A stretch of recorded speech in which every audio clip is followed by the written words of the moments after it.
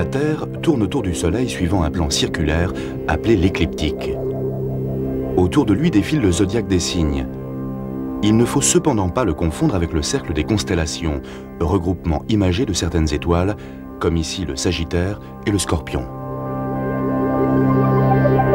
Il porte effectivement le même nom que certains signes du zodiaque. Les Poissons, le Lion, le Cancer ou la Balance. Ces désignations sont symboliques. À l'opposé des constellations, les signes du zodiaque sont tous de même taille. Ils divisent le ciel en 12 segments de 30 degrés chacun. C'est le point d'intersection de l'écliptique avec l'équateur céleste, ce qu'on appelle le point vernal, qui sert d'origine aux calculs astrologiques. Il marque l'entrée du Soleil dans le signe du Bélier, lors de l'équinoxe de printemps.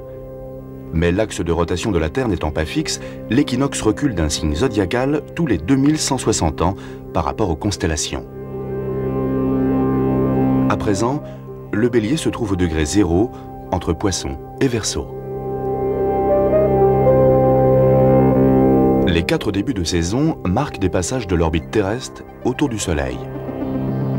Quand le Soleil se trouve à la verticale du tropique, donc au début de notre été, il se trouve au début du signe zodiacal du Cancer. Le Capricorne, c'est le début de l'hiver dans l'hémisphère nord.